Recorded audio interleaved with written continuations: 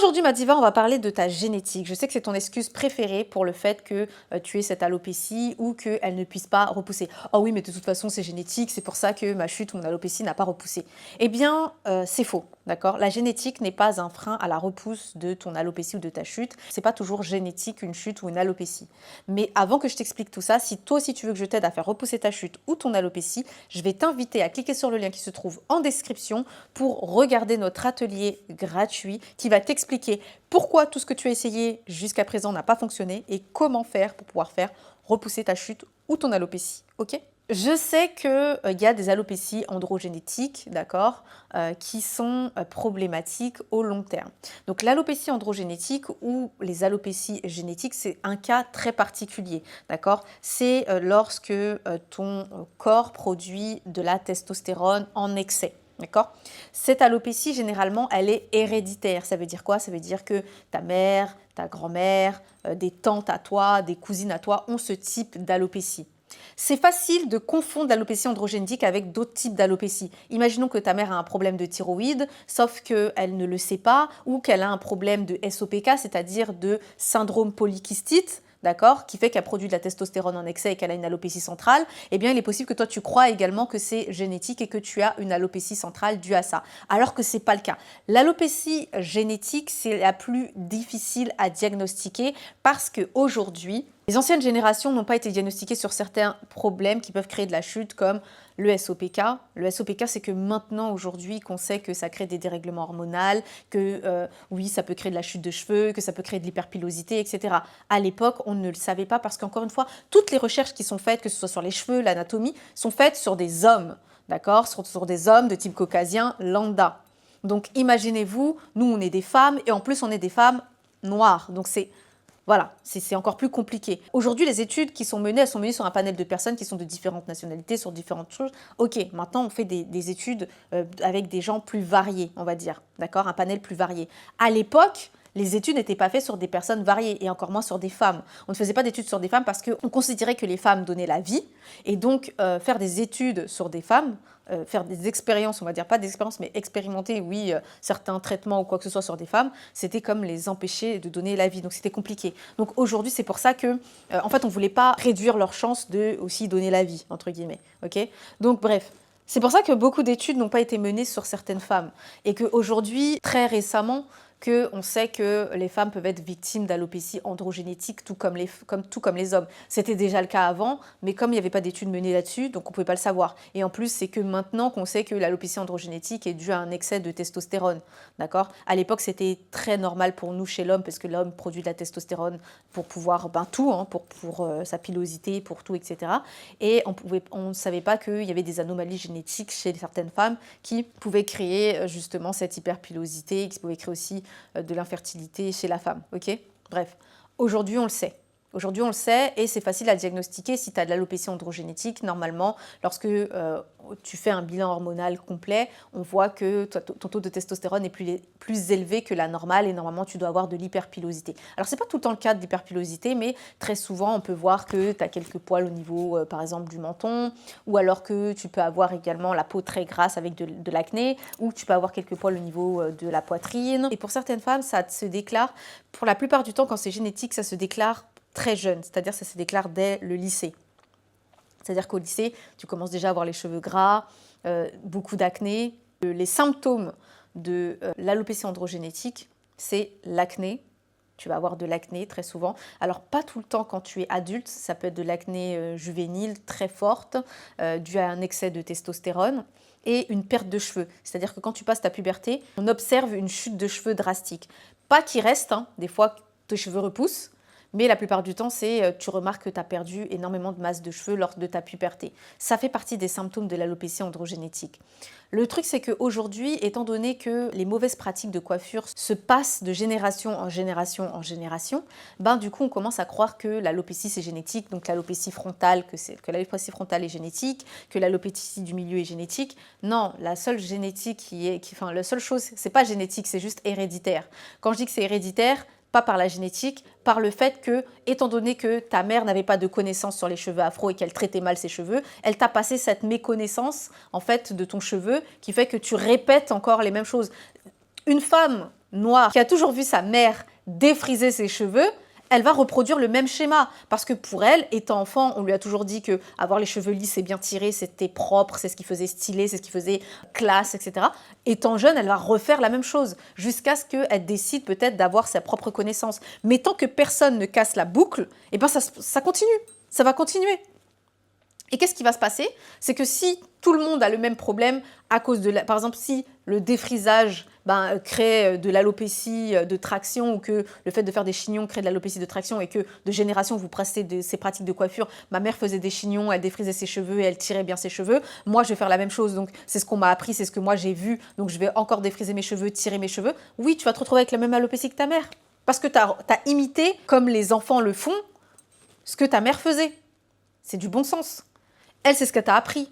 Donc, c'est ce que tu vas faire. Enfin, c'est du bon sens, pas forcément, mais tu as compris ce que je veux dire. En gros, c'est ce qui se passe. Donc, si ta mère t'a appris qu'il fallait garder tes tresses 2 mois ou que généralement tu restais coiffée 2 mois avant qu'elle te décoiffe, et en grandissant, tu vas pas te dire que garder tes mèches 2 mois, c'est problématique et ça peut créer une alopécie de traction. Si tu as vu ta mère le faire, qu'elle fait la même chose, qu'elle garde ses mèches 2 mois, tu vas te dire que c'est normal. On apprend d'où? Quand on est petit, on apprend de nos parents.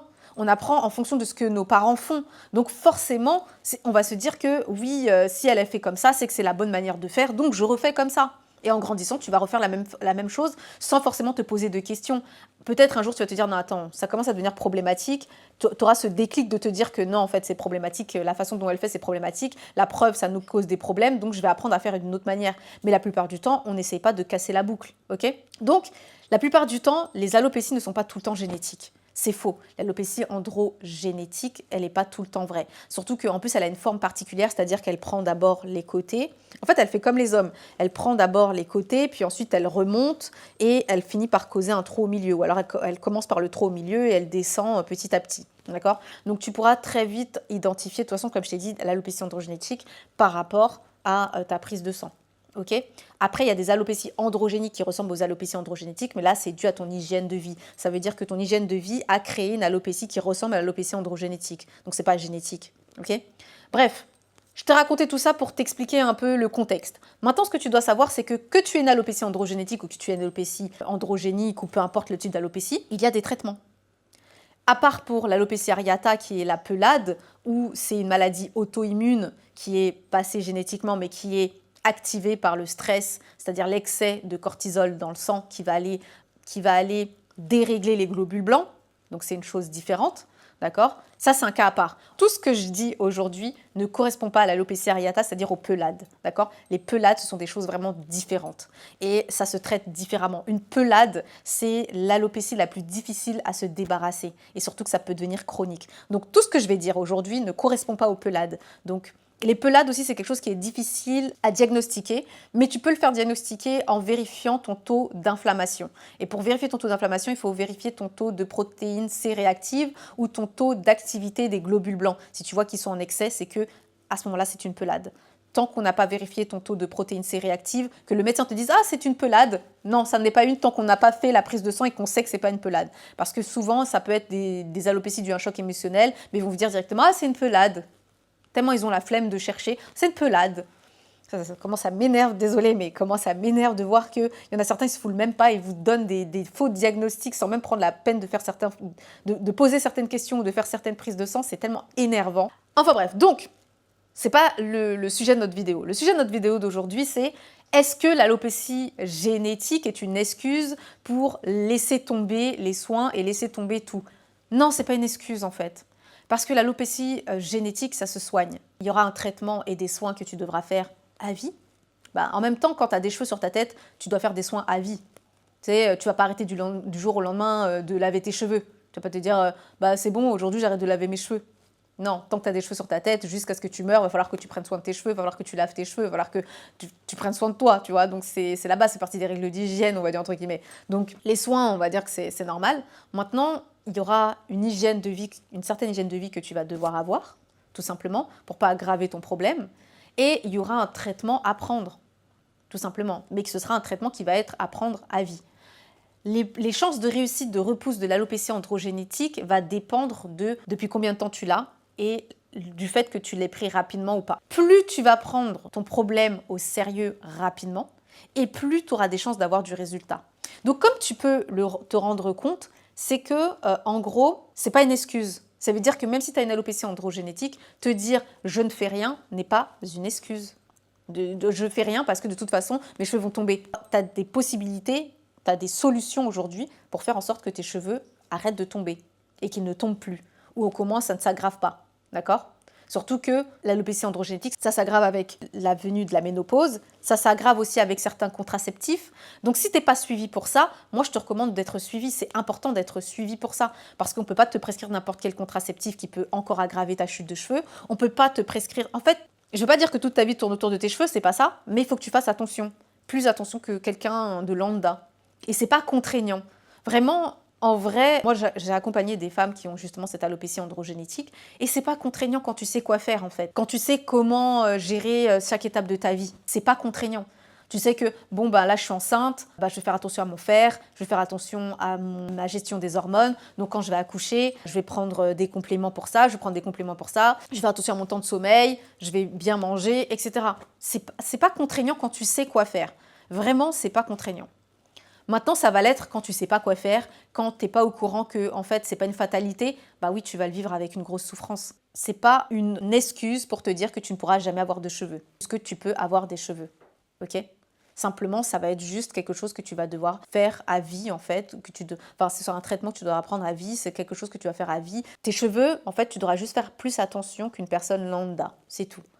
C'est juste ça. Voilà, donc c'est pas une excuse. Et 3, en fait, la chose que tu dois savoir, c'est quelles sont tes habitudes. Les mauvais soins, la plupart du temps, les gens pensent qu'ils ont des alopécies androgénétiques ou alors qu'ils ont une calvitie ou une chute due à des traitements internes, alors que pour la plupart du temps, ce sont des traitements externes. Quand je dis traitements externes, c'est les mauvaises pratiques de coiffure, la mauvaise alimentation. Bon, c'est un peu interne, la mauvaise alimentation, mais comme je pars du principe que c'est de l'externe vers l'interne, donc voilà. Mauvaise alimentation, mauvaise hygiène de vie, manque de sommeil, tout ça, ça joue. Et surtout, la plupart du temps, mais vraiment la plupart du temps, c'est parce que les gens maltraitent les gens. Bien. En fait, on ne nous apprend pas, parce que je m'inclus dedans, parce que moi non plus, on m'a pas appris à bien traiter mes cheveux. Donc, on ne nous apprend pas à bien traiter nos cheveux. Et donc, des années et des années et des années de mauvais traitements fragilisent ton cuir chevelu, fragilisent tes follicules pileux, et tu finis avec une alopécie. C'est aussi simple que ça, d'accord? Mais c'est pas propre aux femmes noires, parce que aussi, il y a aussi le fait que souvent, on associe l'alopécie à la femme noire. Il faut savoir qu'aujourd'hui, j'ai reçu en entretien beaucoup de femmes de type caucasienne. Mais c'est parce qu'on ne leur a pas appris, elles aussi, à gérer leurs cheveux. Aujourd'hui, malheureusement, on n'apprend pas aux petites filles à gérer leurs cheveux. C'est très rare qu'on apprend aux petites filles à gérer leurs cheveux ou à le faire correctement. Et donc, qu'est-ce qui se passe? Il se passe que, vu que tu as des mauvaises pratiques de coiffure, tu utilises du défrisage, tu utilises des colorations, tu utilises des mauvais shampoings, parce que, ah oui, faut pas croire que les ammoniums sulfatés, c'est pas dangereux que pour le fait que ça assèche le cuir chevelu. C'est dangereux dans le sens où sur certaines personnes qui ont un cuir chevelu sensible, ça peut faire chuter le cheveu. Et oui, les ammoniums sulfatés. Donc, il faut faire attention à tout ça. Et le truc, c'est qu'aujourd'hui, on ne nous l'apprend pas. Donc, on se retrouve avec des mauvaises habitudes de coiffure qui vont nous créer des alopécies et on ne comprend pas. On se dit, mais je ne comprends pas, je suis la seule de ma famille à ne pas avoir de cheveux. Oui, parce qu'en fait, tu es la seule à pas avoir eu de chance, on va dire. Les autres, en fait, elles n'ont pas eu cette sensibilité que toi, tu as. Et donc, pour l'instant, elles ont toujours leurs cheveux et tout ça, ça pose aucun problème. Mais toi, tu as eu quelque chose, une galère qui t'est arrivée. Donc, c'est juste que tes mauvaises pratiques de coiffure t'ont emmené là où tu en es actuellement. D'accord? Moi, j'ai accompagné beaucoup de femmes qui ont fait 20 ans de défrisage et qui ont créé carrément des cicatrices au niveau du cuir chevelu, qui ont des adénomioses, donc une sous-catégorie d'endométriose, et elles ne comprennent pas pourquoi. Mais parce que, en fait, c'est pas leur faute, hein. Je blâme pas ces personnes-là. C'est juste que parce qu'aujourd'hui, le défrisage, on sait que c'est pas bon. Même quand on vous vend du lissage brésilien en vous disant que c'est super, mais c'est pas super en fait. Ça aussi, ça peut brûler votre cuir chevelu, ça dénature votre type de cheveux, ça crée des fragilités au niveau du cuir chevelu. C'est problématique et au long terme, ça peut créer des forts trous, des fortes alopécies. C'est comme les extensions au fil là, qu'on voit ou les headbands où on vous voit là. Je sais que là, c'est très à la mode en ce moment aux États-Unis. C'est problématique, c'est vraiment problématique. Bref, il y a plein d'autres pratiques de coiffure qui sont problématiques et qui nous vendent ça comme des solutions miracles ou alors qu'on voit nos parents faire. Moi, j'aurais pu très bien continuer le défrisage parce que ma mère, elle m'a défrisé, j'avais 6 ans. J'avais 5 ans, j'allais avoir 6 ans quand ma mère m'a défrisé. J'aurais pu très bien me dire, ah ben non, je vais continuer à défriser parce que c'est toujours ce que j'ai connu. Non, je suis juste sortie de ma zone de confort et je me suis dit, non, au bout d'un moment, il faut arrêter. Quand je voyais, en plus, mon cuir chevelu devenait de plus en plus sensible, j'arrivais de moins en moins à supporter le défrisage. Et puis, J'en avais juste marre en fait de voir que mes cheveux se cassaient tout le temps, qu'ils étaient toujours abîmés, qu'ils étaient toujours secs, qu'ils étaient toujours cassants, que c'était voilà, c'était une catastrophe à chaque fois. Je me suis juste dit, bon, écoute, à un moment, il faut juste arrêter et puis voir ce que ça donne. En fait, je me suis juste dit la phrase d'Einstein. Il n'y a que des fous qui font les choses, enfin, qui font la même chose en espérant des résultats différents. Je me suis dit, aujourd'hui, il faut que je fasse quelque chose de différent si je veux des résultats différents. Et c'est ce que j'ai fait. Et aujourd'hui, je regrette pas. Je ne regrette pas du tout. Je me suis dit, quand j'ai vu, pareil, ma mère, elle avait des problèmes avec le défrisage. Elle a eu le cheveu qui s'affine, elle avait de moins en moins de densité, etc. Et un jour, elle s'est dit, bah vas-y, il faut que j'arrête le défrisage. C'est aussi simple que ça. À un moment, il faut juste te dire, il faut que j'arrête de faire les choses que je faisais jusqu'à présent qui m'ont emmené là, pour faire des... Je vais essayer quelque chose de différent. Aujourd'hui, personne de ta famille ne s'est formé sur le cheveu. Donc forcément, aujourd'hui, ils ont tous des problèmes de cheveux. Mais si toi, tu te dis, ok, personne aujourd'hui a essayé de se former, a essayé de faire en sorte d'avoir de beaux cheveux, maintenant, qu'est-ce que je perds de me dire, j'arrête de perpétuer la même boucle, je vais vraiment aujourd'hui prendre un accompagnement, prendre un programme, prendre quelque chose, prendre un livre, me former réellement sur comment fonctionne le cheveu afro, sur comment fonctionne le cuir chevelu, pour essayer de comprendre pourquoi aujourd'hui j'ai pas de cheveux et voir qu'est-ce que ça donne. Ça te coûte absolument rien. Tu brises la chaîne et aujourd'hui, tu vas apprendre à connaître tes cheveux, à faire en sorte qu'ils soient plus doux, plus souples, etc. Et aussi pouvoir transmettre les bonnes choses à tes enfants, que ce soit des garçons ou des filles. Transmettre les bonnes pratiques. Tu vois? Donc, c'est ça à un moment. Il faut te dire que le problème aujourd'hui, c'est pas que les femmes noires n'ont pas de cheveux ou que c'est dans ta famille que vous n'avez pas de cheveux et que tout le monde, les cheveux, ça pousse pas, etc. Non, le problème, c'est qu'aujourd'hui, on continue à perpétuer les mauvaises pratiques de coiffure de génération en génération en génération en se bassinant avec des fausses croyances pour se rassurer, pour se dire que non, c'est pas moi le problème c'est juste que les femmes noires, les noirs en général n'ont pas de cheveux. Non, il faut arrêter ça, c'est des fausses croyances. Ça, c'est des fausses croyances. Les femmes noires peuvent avoir de très beaux cheveux et des cheveux très longs. C'est des fausses croyances qu'on se perpétue en génération parce qu'on ne veut pas se dire que c'est nous le problème et qu'on n'a pas pris le temps, tout simplement, d'apprendre les choses qu'il fallait. C'est tout. Ok? Donc, aujourd'hui, tu as besoin d'apprendre les bonnes solutions. Si tu veux sortir de ton problème, si tu veux vraiment faire en sorte que tes cheveux repoussent, il faut que tu apprennes les bonnes choses et il faut que tu brises la boucle. Ok? Pour conclure cette vidéo, tout ce que tu as besoin de savoir, tout ce que tu dois retenir, c'est qu'il est temps aujourd'hui, ma diva, de briser la chaîne. Si tu es d'accord avec moi, n'hésite pas à mettre en commentaire « Je brise le cycle ». Si tu veux que je t'aide à faire repousser ta chute ou ton alopécie, n'hésite pas à cliquer sur le lien qui se trouve en description. Et moi, je te fais plein de gros bisous et puis je te dis « Touche pas à mes cheveux ».